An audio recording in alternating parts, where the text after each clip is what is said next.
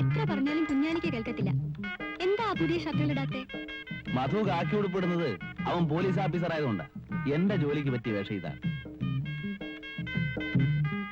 ഇത്രയും നേരം നീ എനിക്ക് വിളമ്പി തന്നില്ലേ, ഇനി ഞാൻ നിനക്ക് വിളമ്പിത്തരാം. എനിക്കറിയാം, ഞാൻ വിളമ്പിത്തില്ല. വേണ്ട വേണ്ട, ഒറ്റയ്ക്ക് വിളമ്പി തിന്നാലേ നീ രണ്ടടങ്ങഴയുടെ ചോറ് തിന്നു. തടി കൂടിയാലേ അതിനൊത്ത ചെക്കനെ കിട്ടാൻ പാടാ. അവിടെ ഇരി. നീ അവിടെ ഇരിക്കു വച്ചേ. ഞാൻ കൈ കഴുകിയില്ല കുഞ്ഞാലിക്ക. കൈയൊന്നും കഴുകണ്ട, നിനക്ക് ഞാൻ മാറി തരാം. മാ വിളിച്ചോ.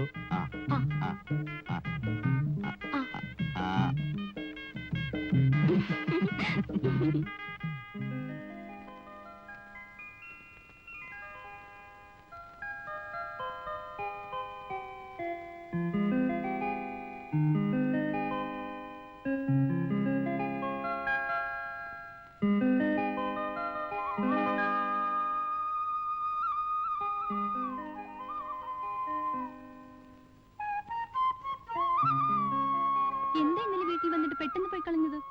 കാണേണ്ട ആളിനെ കണ്ടു, കാര്യം പറഞ്ഞു, തിരിച്ചു പോന്നു. സേതു കാണേണ്ട ആളിനെ കണ്ടു, പക്ഷേ സേതുവിനെ കാണാൻ കൊതിച്ചിരുന്ന ആളിനെ കണ്ടില്ല. എന്നെ കാണാൻ കൊതിച്ചിരുന്നോ? ആര്? കാണാൻ കൊതിയില്ലായിരുന്നെങ്കിൽ ഞാനിപ്പോ വരുമായിരുന്നു. കുഞ്ഞു വീട്ടിലേക്ക് പോകും. ആ, കുഞ്ഞെന്നോ? എനിക്ക് സംസാരിച്ചു നിൽക്കാൻ സമയമില്ല, ജോലിക്ക് പോകാൻ സമയമായി. വരൂ.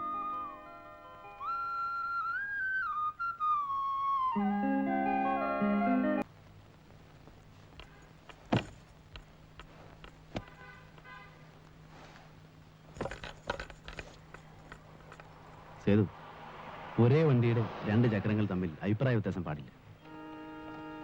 എനിക്ക് നിന്നെ മനസ്സിലാക്കാൻ കഴിയുന്നില്ല.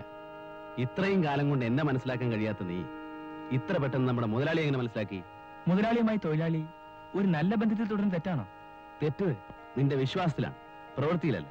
എന്നുവെച്ചാൽ തൊഴിലാളികളോട് മധുരമായി സംസാരിച്ചും പ്രതീക്ഷകൾ കൊടുത്തും തന്റെ ചൊൽപ്പടിക്ക് നിർത്തുകയാണ് മുതലാളിമാരുടെ ലക്ഷ്യം. അതിനെ തടയാൻ ഞങ്ങൾക്ക് ശക്തരായ യൂണിയൻ ഉണ്ട്. യൂണിയൻ കൊണ്ട് നിങ്ങൾ ഇന്നുവരെ എന്ത് നേടി? നിന്നെ കൊണ്ട് തൊഴിലാളികളെ ഒന്നായി സംഘടിപ്പിച്ചിട്ട് നിന്നിലൂടെ അവരെ മൊത്തമായി വിലക്കെടുക്കായിരുന്നു നിന്റെ മുതലാളി ചെയ്തത്. പല ആനുകൂല്യങ്ങളും തരാമെന്ന് പറയും, തന്ത്രപരമായി അത് നീട്ടിക്കൊണ്ടുപോയാണ് നിന്റെ മുതലാളി ചെയ്ത ബുദ്ധി. നിനക്ക് അഭിപ്രായങ്ങളുണ്ടെങ്കിൽ നീ ഞങ്ങളുടെ യൂണിയനിൽ ചേരണം. നിന്റെ അഭിപ്രായങ്ങൾ കൂടി മാനിച്ച് നമുക്ക് ഒരുമിച്ച് മുമ്പോട്ട് പോകാം. ഈ രാജ്യത്ത് മാന്യമായി ജീവിക്കാൻ വേണ്ടി ഏറ്റവും എളുപ്പത്തിൽ കിട്ടാവുന്ന തൊഴിലാണ് കൂലിപ്പണി. ഞാൻ അത് ചെയ്തോളാം. ഇത് വെള്ളത്തിലും പോകില്ല കരയിലും പോകില്ല എന്ന് പറയുന്ന പോലെയാണ്. നീയോട് ഞാനിപ്പോ തർക്കിക്കുന്നില്ല. അവസരം വരുമ്പോൾ നീ മനസ്സിലായിക്കൊള്ളൂ.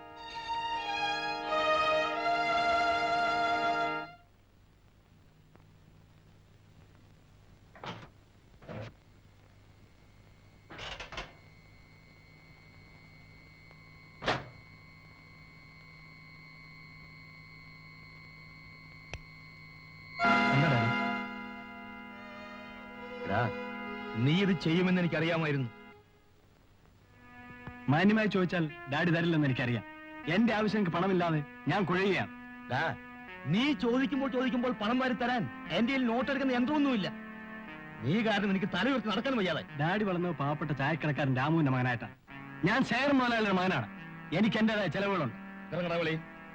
ഡാഡി, നീ എന്റെ മകനല്ലടാ. ഇന്നു മുതൽ ഈ വീടിനകത്ത് കാലൂത്തരുത്. ഇറങ്ങടാ. ഡാഡി, ഇറങ്ങാനാ പറഞ്ഞത്.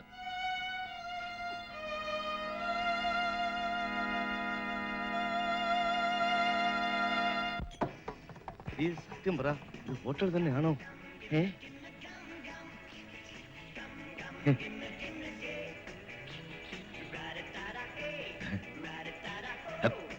ക്ഷമിക്കണം.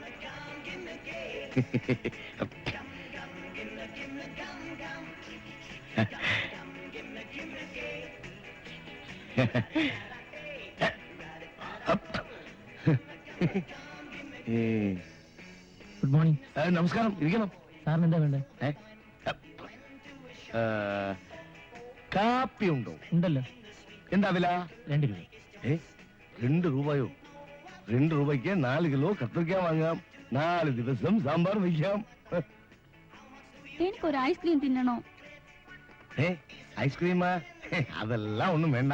വെളിയില പോയിട്ട് നല്ല കപ്പലണ്ടി മുട്ടായി വാങ്ങിത്തരാം. സ്വാമി ഇവിടെ ഉണ്ടായിരുന്നു. സ്വാമിയെ ഞാൻ എവിടെയെല്ലാം തിരക്കി. പിന്നെ എനിക്ക് അത്യാവശ്യമായിട്ട് കുറച്ച് രൂപ വേണം. അതൊരു ചിന്ന കാര്യം. അത് നമുക്ക് വീട്ടിൽ പോയി ശരിയാക്കാം. അതിനേക്കാളും ഒരു പെരിയ കാര്യം ഇവിടെ വൈഫിന് ഐസ്ക്രീം തിന്നണം. എന്റെ കയ്യിലാണെങ്കിൽ പൈസ അല്പം കുറവാണ്. അത്രേ ഉള്ളൂ. സ്വാമിയും ഭാര്യയും ആവശ്യമുള്ളതെല്ലാം കഴിച്ചു. ബില്ല് ഞാൻ പേ ചെയ്തോളാം. പോരെ? ഏ മതി മതി. കുഞ്ഞാലിക്ക ഒന്ന് വേഗം വാ, ബസ് അങ്ങ് പോവും. ആ എന്റെ പൊന്നു പെങ്ങള് കിടന്ന് പിടയ്ക്കാതെ ബസ്സൊന്നും പോകത്തില്ല. ഞാൻ താമസിച്ചോ കുഞ്ഞാലിക്ക? ഞാൻ കാരണം കുഞ്ഞാലിക്കയുടെ ജോലി കൂടി മുടങ്ങി. അതുകൊണ്ട് ഞാൻ ഇന്ന് എന്റെ കൂട്ടുകാരികളുടെ കൂടെ പോവാം. അതൊന്നും പറ്റുകയല്ല കുഞ്ഞേ. നിന്നെ കെട്ടിച്ചയക്കുന്നവരെ ഇതൊക്കെ എന്റെ ജോലിയാ. നടക്ക്.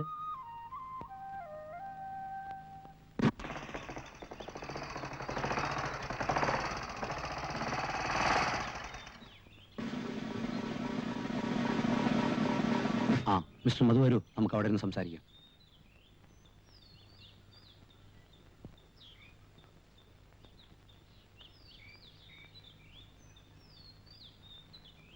ഇരിക്കൂ.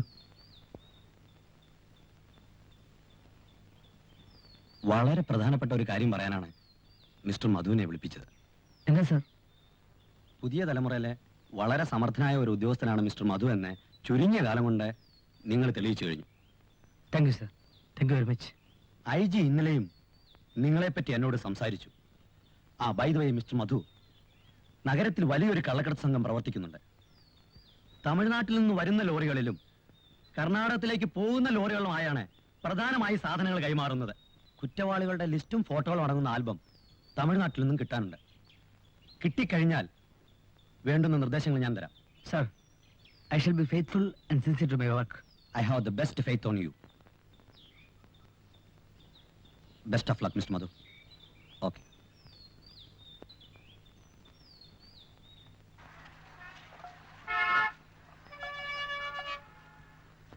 ദേ ഒരു സഹായം ചെയ്യും.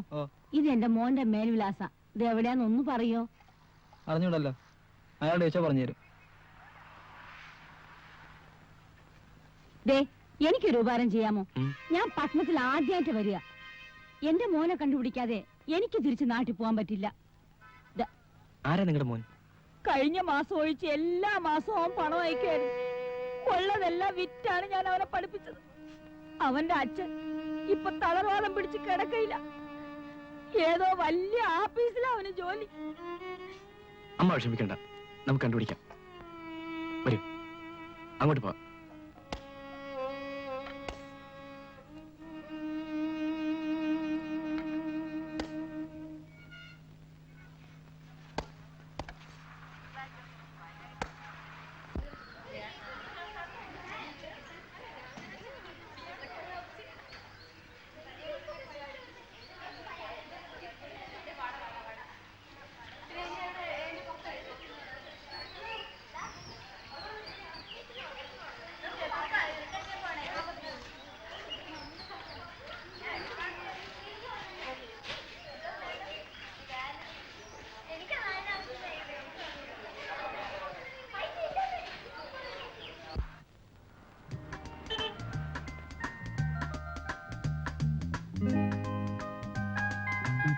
നീ വലിയ വില്ലാളിയാണെന്നല്ലടാ പറഞ്ഞു.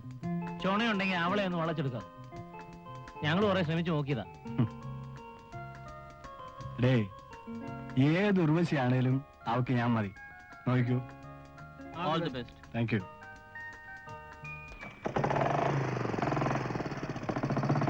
Okay, by.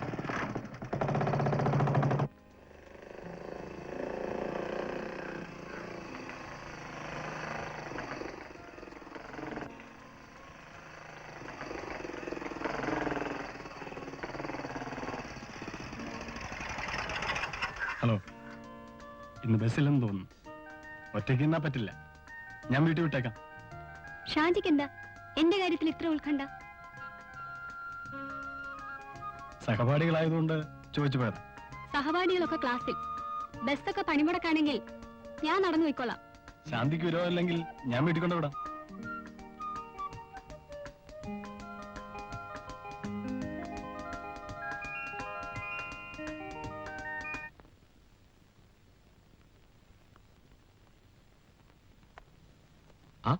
കുഞ്ഞാലിയോ? ഇരിക്കൂ. വേണ്ട, ഞാനിവിടെ നിന്നോളാം. ഞാൻ നിന്നെ വിളിപ്പിച്ചത് ഒരു കാര്യം പറയാനാണ്. നീ ആവശ്യമില്ലാതെ എന്റെ തൊഴിലാളികളുടെ കാര്യത്തിൽ ഇടപെടരുത്. നിനക്ക് ആവശ്യമുള്ള പണം ഞാൻ തരാം. നക്കാപ്പിച്ചയ്ക്ക് നാണം പണയം വെക്കുന്ന ചിലർ ഞങ്ങളുടെ കൂട്ടത്തിലുണ്ടാവും. പക്ഷെ എന്റെ അതിന് കിട്ടില്ല. ഹ, ഞാൻ ആർത്ഥത്തിൽ പറഞ്ഞതല്ല. ആ സേതുവും ഞാനുമായി ഇനി ഒത്തുപോകുമെന്ന് തോന്നുന്നില്ല. അവൻ ഇന്നലെയും ശമ്പള കൂടലിന് വഴക്കടിച്ചു. എന്നും കൂലി കൂട്ടിക്കൊടുക്കാൻ ഒക്കുമോ കുഞ്ഞാലി? ഒരാളെ പാട്ടിലാക്കാൻ കഴിയാതെ വരുമ്പോ മറ്റൊരാളെ പാട്ടിലാക്കുക. അവിടെയും ലക്ഷ്യം വഞ്ചന തന്നെ. കുഞ്ഞാലി വരട്ടാതെ മുതലാളി, നിങ്ങൾക്ക് ആള് തെറ്റിപ്പോയി.